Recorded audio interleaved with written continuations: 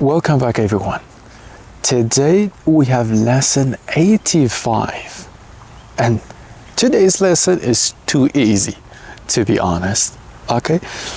زۆر بەخێر بێن و وانەیە ئەمڕۆمان زۆر ئاسانە با کورت و بۆخت بچینە سەر بابەتەکە و بزانی ئاسانەکەی لەکوێ. ئەمڕۆ باسی بابەتی چیەکەین دەربارەی چەندایەتی یان ڕێژەی کردنی کارەکان.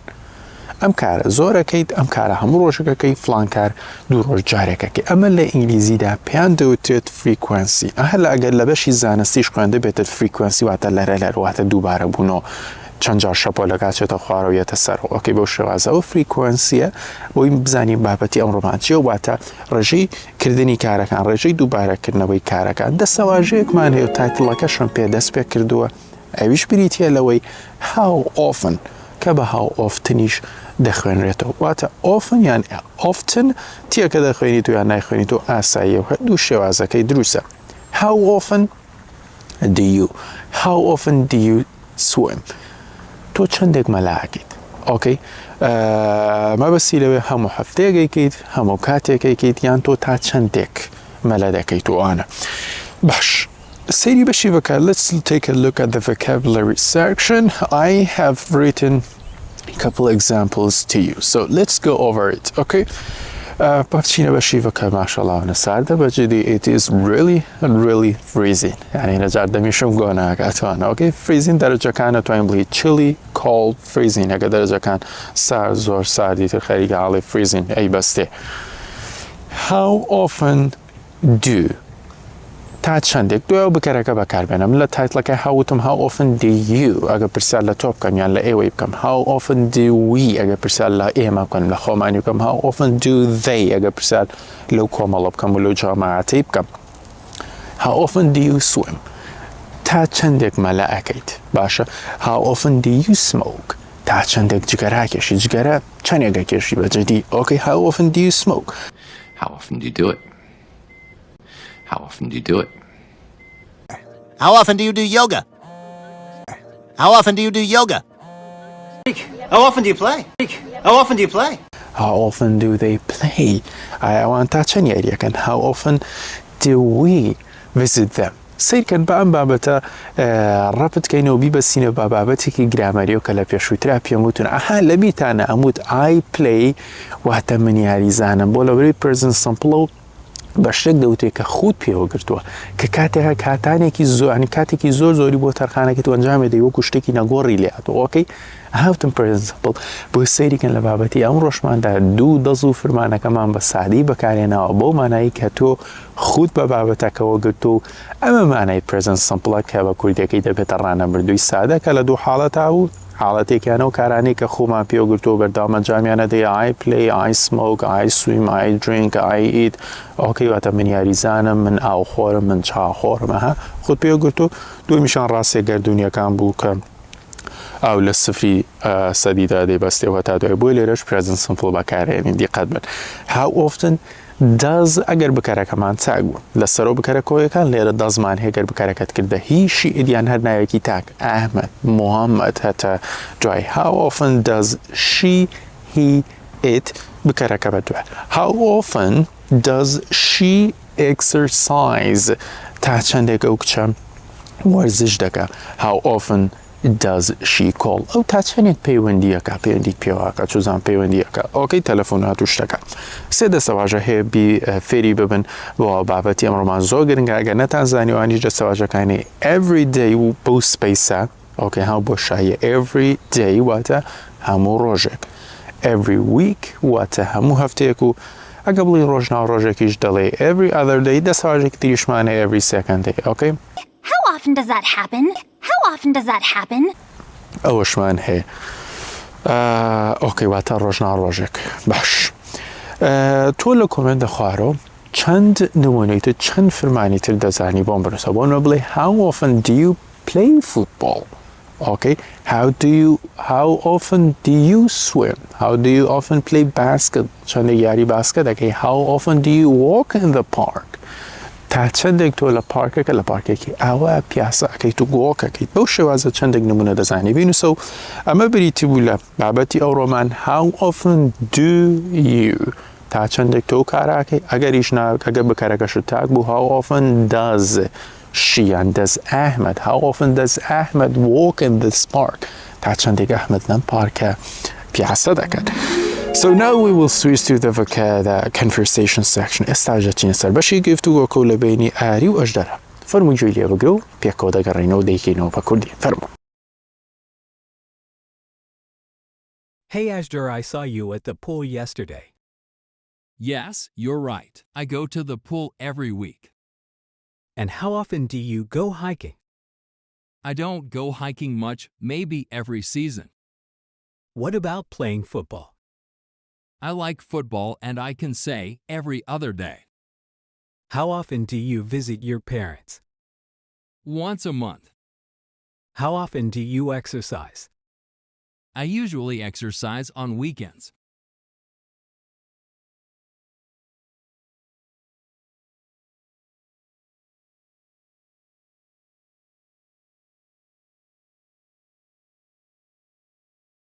زۆر بەخێر بێنەوە ئاریمان هەبوو سەرەتا وتی hey ئەژدەر I saw you at the pool yesterday. سڵاو دەبێ ئەژدەر تۆم بینی لەکوێ لە مەلەوانگەکە لە مەزبەحەکە دوێنێ ئەویشەڵێ yes you're right بەڵێ ڕاستەکە ئەژدەریشەڵێ I go to the pool every week. بەڵێ وایە دەچم بۆ مەلەوان یان دەچمە مەلەوانگەکە هەموو هەفتێک every week. ئەویش پاشان لێ how often do you go for hiking and hiking ئەتوانی و فۆڕژ لا دەی بۆچی هاوڕێیان لەبەرەوەی لەبەر لە داهاتووە شتێکە خوێنین کە پێی دەوترێت verb followed by a verb ئەو فرمانانی کە فرمانێکی تریان لە دوایەوە بەدەیان لێ فرمانی تریشی لە دوایەوە دێن ڕاستەوخۆ گۆ یەکێکە لەو فرمانانەیە ئەتوانی جیوێندێکی بە دوای بێنیواتە فرمانێک ing بە دوایەوە پێ بووە دەتوانێت بڵێ how often do you go hiking تا چەندێک دەچی بۆ هایکین بۆ شاخەوانی هایکین واتە شاخەوانی فۆرەکاسە ئەتوانین بەکاری بێنیت و بەکاری نێن و پاشان ئەویشەڵێ I don't go hiking much زۆر ناچمە I don't نەفی کردوە زۆر ناچمە much یانی زۆر بەڵام لێرە نەفی کردوە زۆر ناچمە شاخەوانی maybe every season لەوانەیە وەرزانە maybe every season یان دەتوانین بڵێ once a season یەکجار لە وەرزێکدا ئەوشەڵێ what about playing football ئەی تۆپێن ئەی چی دەربارەی تۆپێن بۆ مانای how often do you play football ئەهاگە بتوێ بە شازێکی تە پرسیارەکە لێکەیت تۆ ئیشەڵێ I like football and I can say every other day حەزم لە تۆپێنە و ئەتوانم بڵێم کە ڕۆژناڕۆژێک ئەو مانای ڕۆژناڕۆژێک یاریەکەم پاشانڵێ how often do you visit your parents ئەی تۆ تا چەندێک سەدانی دایک و باوکیشی دایک و باوکە دەکەڵێ once a month یەکجار لە مانگێکات تۆش دەتوانێت بڵێ every month هەردووکیان یەکمانیان هەیە بەڵام دەربڕینی جیاز یەکجار لە مانگێکیان هەموو مانگێک every month. How often do you exercise ئەی تا چەندێک وەرزشەکەیت و ئیشەڵێ I usually exercise on weekends عادەتەن وەرزش دەکەم لە پشوەکانی کۆتایی هەفتەمدا ئۆکەی پاشان دەچینە سەر additional information section و پەراوێز و لەوێش باسی ڕێژەی چەندایەتی کردنی کارەکانم بۆ کردوونەوە ئێستا گرێگەکانیشتان بۆ دیاریەکەم ئەزانم ئەو شتانە زۆرن ئەگەر لە ئینگلیزیە بڵێ هەمیشە دەڵێ always ئۆکەی وەکو قوچەکەی بۆ شندانان لە لاپەڕێوتیوە usually واتە عادەتەن normally and generally واتە بەگشتی ئۆکەی ئاسایی کەمونەیەکم بەگشتی وایە often یان frequently واتە زۆربەی کات واتە لە سەدا هەفتەی کاتەکان زۆربەی کاتەکان sometimes واتە 50/50 یعنی هەندێک کات ئەی کەم نایکەم ئۆکەی 50/50 50/50 occasionally بەکارهێنانی کەمانی جار بە جارێک کەم و نایکەم وانە seldom واتە بەکەمی ئۆکەی بەکەمی rarely واتە دەگمەن ئۆکەی rarely واتە دەگمەن تۆ زێزان دەربڕینەکەی ناخۆشحاڵیان rarely وانن rarely دەگمەن never واتە هەرگیز من لەمانە چی لەبەرکەم ئەوەی گرنگە بەلای منەوە always بزانی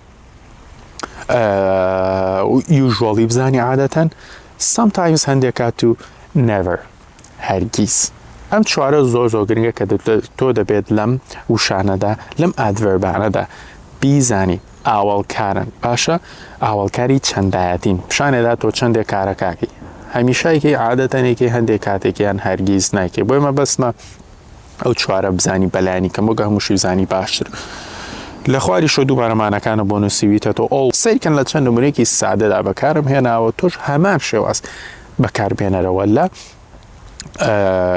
نمونی خوارەوە لە کۆمنتە وانی داهاتوو باسی لێکدانی ڕستەشتان بۆ ئەوکەم کە زۆر گرنگە ئۆکەی بۆ نمونە ئەڵەم چی I always sit here in class always لە دوای بکارەکەەوە بەکاربێنە ئۆکەی من هەمیشە لێرە دادانیشم لە پۆلدا ئۆکەی دەتوانین پێچوانی بکەرەوە پێم بڵێ هەرگیز لەوێ دادانانیشم تەنها alwaysەکەم بۆکە بە I never sit there in class من هەرگیز لەوێ دانانیشم لە ناو پۆلدا Okay, she rarely swims in the pool. أو بدقمن لكشدا لا ملوانك كدا ملالك she rarely swims in the pool. Okay, they usually call me at 7. أما عادة بيوندي بيودا كان لا كالشمير حود.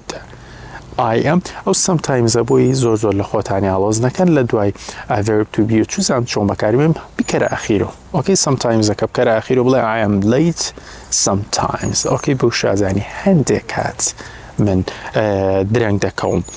He is smart sometimes. Okay, sometimes بكرة كوتايوا. We are always creative. إما هميشة داهنري always creative. باشا. I never study at night. من هرگیز لشودان نخوانم. تو بیام بله همیشه لشودان نخوانم. You are never ahead of us. تو هرگیز پیشم لپیشمونی پیشم نکوتید. Okay? You're never ahead of us.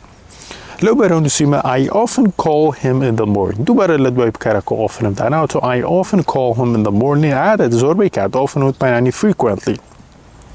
من زور بیکرد لبنیان ده.